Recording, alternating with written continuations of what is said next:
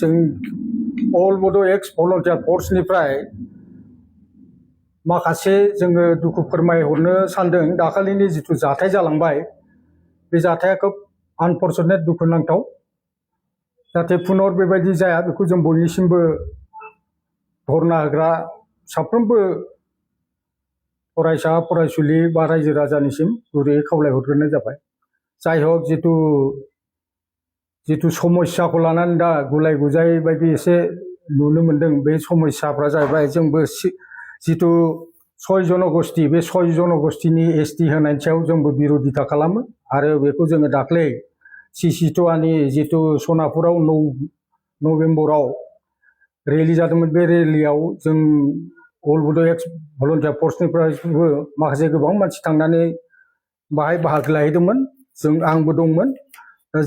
जाय हक जोङो 6 जनगोष्ठीखौ एसटि होनायनि सायाव जों अल बड' एक्स भलन्टियारा फर्सआ गोख्रोङैनो जोङो बादा होयो। खारन थाखानाय 14टा जाय माने ट्राइबेल एसटि दंखायो बे एसटिनि खथाया जोंहा 10टाल', 14टायाव 10टाल'खा। आरो बेयाव मोनद' जनजातिखौ बे माबाखौ कमिउनिटिसखौ होयोबा जोंहा गोबां खहा जायो। आरो बिसोरो जौगाखानाय हारिखा आरो बिसिनाव क्राइटेरिया गैया। जितु एसटि जानो थाखाय मोनबा क्राइटेरिया नांगौ, बे मोनबा क्राइटेरिया बिसिनाव मोनसेबो गैया। दा बे हिसाबै बेखौ जों आसाम सरकारखौ जों गोख्रोङैनो खावलायहरो, बबे माबाखौ लानानै डाटा बा बबे प्रभिजनखौ लानानै बबे क्राइटेरियाखौ लानानै बिथांमोननो माने एसटि होनायनि सायाव सावरायदों। दा जाय हक बिनि सायाव जोङो गोख्रोङैनो माने प्रटेस्ट खालामहरखायो। जाहाथे 14टा माने एसटि थाखानायनि अनगायै आरो पुनरबाव बे 10टायानो जा बा मोनसेयानो जा मोननैयानो जा मोनसेबो माने एसटि होनायखौ जोङो साबजाखाया। माने प्रभिजना जियानो जाया मानो जों बेखौ साबजाया। जों गोख्रोङै बिनि सायाव माने प्रटेस्ट होखायो आरोखि। दा जाय हक बेखौ लानानै दाख्लै मोनसे आनफर्चुनेटलि माने बिराद दुखुनांथाव जाथाय जादों 29 सनिबार खालि। जे बड'लेण्ड हायुङारि जिथु माने एसेमब्लि, बे एसेमब्लियाव माखासे माने गोबाङानो धरना होग्रा ट्राइबेल माहारिनि मानसिफ्रानो थांनानै एसे बुख्रुब खालामनाय जादों। बेखौ जोङो गोख्रोङैनो निन्दा खालामो आरो दुखु फोरमायहरो बयनिसिमबो। मानो होनबा जोङो बिटिसिखौ ओरैनो लेटारजों लाइजाम होनानै बा लामा बन्द' खालामनानै जों बिटिसिखौ मोनाखै। बे बिटिसिआव बिटिसिखौ मोननायनि थाखाय साफ्रोमबो बर' माहारियानो बेयाव जरित दंजोबखायोमोन। आरो गोबां खहा जादों जोंहा। हाजार हाजार मुंख्लं जालांदों। गावनि बेसेन गोसा जिउमाखौ बिथांमोना हारिनि नामै जाथिनि नामै माने उसुरगा होलांदों। हाजार हाजार बर' आइजोआ जिनाहारि खालामजादों। हाजार हाजार बिमा बर' माहारिया खाफालनि सिन्दुर खोमानानै लानो गोनां जादों। कौटि कौटि सम्पति सावग्लुं जाजोबदों। न' बां गारनानै हामा दैमा हाग्रा बंग्रा हर सान थानो गोनां जादों। बिनि बिनिमयआवसो जोङो बे बिटिसिखौ मोननाय जादों। जाय बिटिसिआव दिनै जोंखौनो जों खुंनो हानाय, बेंनो हानाय फिसायैब्लाबो एसे खमथाखौ मोनदों। बेखौ जों आदर खालामनानै लाखिनाया मोजां। दिनै नोंथांमोना एसे नोजोर होयोबा नुयो देबोरगावनि हायार सेकेन्डारिनि मोखाङाव गेटनि मोखां लामा बारनानै जिथु माने सेनेटारि दङ, बड'लेण्ड मुभमेन्टनि सेनेटारि, बे सेनेटारियाव जिथु मुंख्लंफोरनि थानसालि दं, बे मुंख्लंफोरनि थानसालिनि सेरजोंनो माने बड'लेण्ड इउनिभारसिटि थाङो। दा बे बड'लेण्ड इउनिभारसिटिया माबोरै सोरजिजाखो? बड'लेण्ड इउनिभारसिटिखौ बै मुंख्लंफोरनि थै गारनायनि सायावसो बे बड'लेण्ड इउनिभारसिटिखौ मोननाय जादों। बिटिसिखौ मुंख्लंफोरनि थै गारनानैसो, मुंख्लंफोरा थै गारनानैसो बलिदान होनानैसो बे बिटिसिखौ जों सोरजिनो हादों। सोरजिनो बिराद गोब्राब। बेखौ फोजोबनोबा दान्दिसे समल' नांगौ। बेनिखायनो जों गुरै भलन्टियार फर्सनिफ्राय खावलायहरनाय जायो जाहाथे पुनर माब्लाबाबो बेबायदि माने दुखुनांथाव जाथाय जाया। बयबो माने धरना होग्रा बिथांमोननिसिम जों खावलायहरो। जोंबो प्रटेस्ट खालामो जे रावनोबो 6 जनगोष्ठीयानो जा, सासेयानो जा, मोनसेयानो जा, मोनसे हारियानो जा, जाहाथे जोंनि 14टा माने ट्राइबेल माहारिनि अनगायै जाहाथे पुनर गुबुनै माने सोरखौबाबो माने माबा होआ एसटि होआ बेखौ जों सरकारनिसिम गोख्रोङै जोङो प्रटेस्ट खालामहरो। एनअसिखौ बिथां हाग्रामा सारखौल' हरदों होननानै बुंदों। एनअसिखौ बयबो हरदों।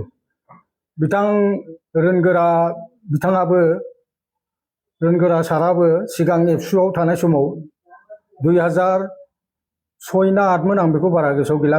एबसुनि दुलाराय बर' फरायसा आफादनि आफादगिरि जानाय समाव बिथाङाबो माने थाखानाय ट्राइबेलफोरा जेबो खहा जायाबा गुबुननो ट्राइबेल होनायाव जोंहा आपत्ति गैया होननानै बुंखादोंमोन। बेनिफ्राय बिथां प्रमद बर' साराबो बुंदों, इउजि ब्रह्म साराबो बुंदों। गतिके जोंनि लिडारफ्रा गासिबो बे खोथाखौ बुंदों। आरो दा जोंहा जिथु बिटिसिआव मोननै रिजनेल पार्टि दं। बे मोननै रिजनेल पार्टिनिफ्राय एमएलए एमपि केबिनेट मन्थ्रि दंजोबो। बिथांमोना खौसे जालायनानै बे जिनिसखौ आसाम एसेम्ब्लियावनो प्रटेस्ट खालामनो हायोमोन। दा बाहाय सोरबा मोनसेल' हानजा बा माबाखौ लालायनानै बुंनाया थिग जाया। हाग्रामा साराबो हरदों, प्रमद साराबो हरदों, इउजि साराबो हरदों, बयबो हरदों। बेखौ बयबो मिथिखागौ आरोखि।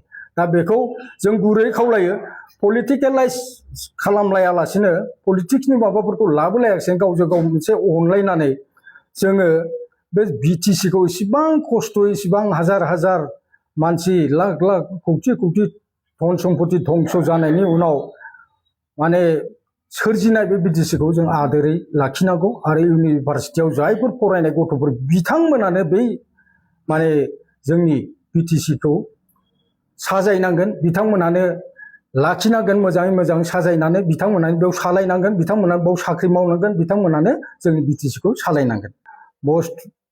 सोमावसारनायाथ' जोंबोथ' सोमावसारग्रा, जोंबो आन्दलनजों उन्दैनिफ्रायनो जाबोनाय। सोरनि सोमावसारनायनि पलिसिया माबायदि बेफोरो गावबागाव मोनसे आइडिय'लजि थायो। बे हिसाबैसो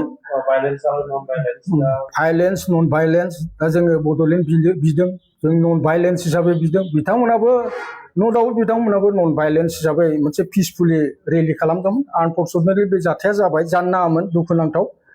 दा बेखौ सोरखौ सोर मा बुंनो, माने बिथांमोनखौ सोंखारियोबा जोंखौनो बुंनानै लानाय जायो। बेनिखायनो जाहाथे पुनर जाया बेखौ जोङो अल बड' एक्स भलन्टियार फर्सनिफ्राय जोङो गुरैयै खावलायहरो जाहाथे जों सान्थि प्रिय भाबै जाहाथे भायलेन्स जालायालासिनो सान्थि प्रिय भाबै सान्थि भाबै माने प्रटेस्ट खालामनो हायो। बेखौनो आं गुरैयै नोंथांमोननि मिडियानि गेजेरजों खावलायहरनाय जाबाय। मोनसे कमिटि दानानै होदों। बे कमिटिनि मोनसे जिथु प्रतिवेदन होनो, बे प्रतिवेदनखौथ' जों नुवाखै। बाहायबा मा मा लिरनाय दङ।